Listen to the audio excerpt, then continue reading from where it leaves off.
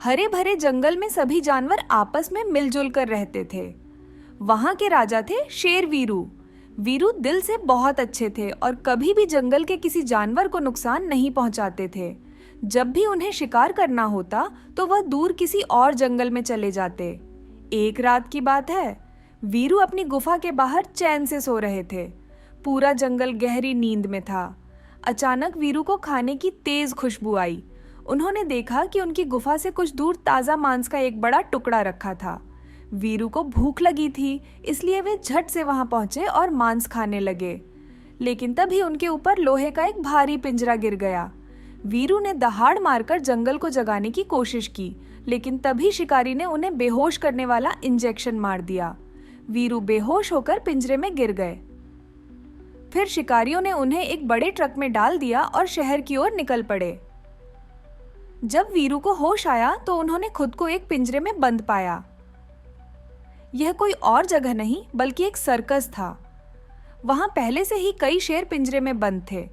वीरू ने एक बूढ़े शेर से पूछा, भाई तुम कब से यहाँ हो?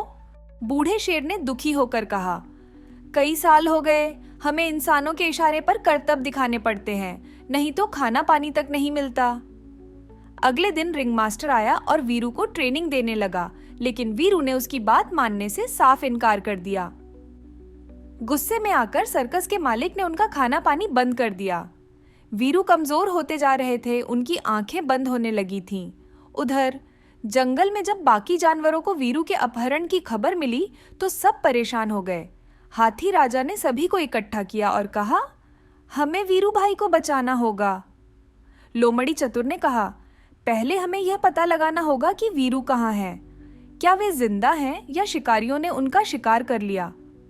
तभी एक हिरण आगे आया और बोला, मुझे लगता है कि यह काम हमारा दोस्त टिंकू बंदर कर सकता है। उसे शहर में जाने से कोई दिक्कत नहीं होगी। टिंकू बंदर तैयार हो गया और तुरंत शहर की ओर निकल पड़ा।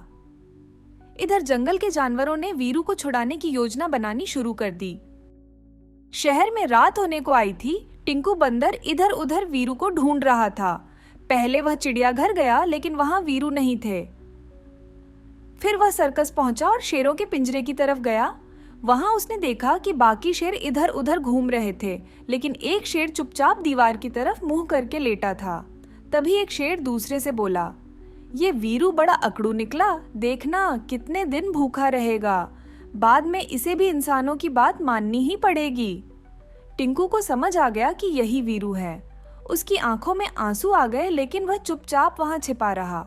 जब सब सो गए तब टिंकू ने धीरे से वीरू को जगाया और कहा, महाराज मैं टिंकू हूँ, जंगल से आया हूँ।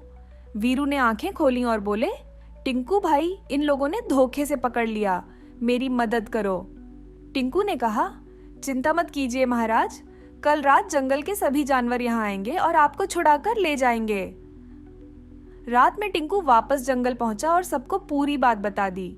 सभी जानवर गुस्से में थे, लेकिन हाथी राजा ने समझाया, गुस्सा करने का समय नहीं है, हमें होशियारी से काम लेना होगा। हम रात में सर्कस पर हमला करेंगे। टिंकू बंदर सबसे आगे रहेगा ताकि हमें किसी खतरे की खबर पहले मिल जाए। अगली रात सभी जानवर जंगल से निकलकर शहर की ओर रवाना हुए। जब वे सर्कस पहुंचे तो चौकीदार ने शोर मचाने की कोशिश की, लेकिन टिंकू ने झट से उसकी सीटी छीन ली और गीदड़ ने उस पर हमला कर दिया। फिर वे शेरों के पिंजरे तक पहुंचे। हाथी राजा ने अपनी सूंड से पिंजरे का गेट तोड़ दिया। सभी शेर बाहर आ गए। उनमें से एक शेर ने कहा, वीरू भाई हमें भी अपने साथ ले चलो, हमारा यहाँ कोई ठिकाना नहीं है। वीरू बोले, ठीक है, लेकिन वादा करो कि जंगल के किसी भी जानवर को नुकसान नहीं पहुंचाओगे। सभी शेरों ने वादा किया। इतने शोर से सर्कस का मालिक और रिंग मास्टर जाग गए। सर्कस का मालिक घुटनों के बल बैठकर बोला, हमें माफ कर दो। वीरू गरज कर बोले, आज के बाद इस सर्कस में कोई जानवर कैद नहीं होगा। तुम इंसानों को जो करतब दिखाने हैं खुद दिखाओ और इस रिंग मास्टर को नौकरी से निकाल दो। सर्कस के मालिक ने घबरा कर सिर हिलाया। सभी जानवर खुशी से झूम उठे और वीरू को लेकर जंगल की ओर निकल पड़े।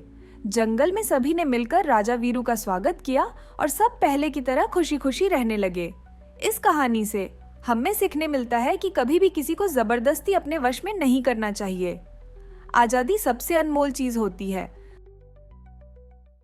ऐसे ही नई नई कहानियों का मजा लेने के लिए हमारे चैनल को सब्सक्राइब करें, वीडियो को लाइक करें और बच्चों की दुनिया को फेसबुक, इंस्टाग्राम और थ्रेड्स पर फॉलो करना न भूलें।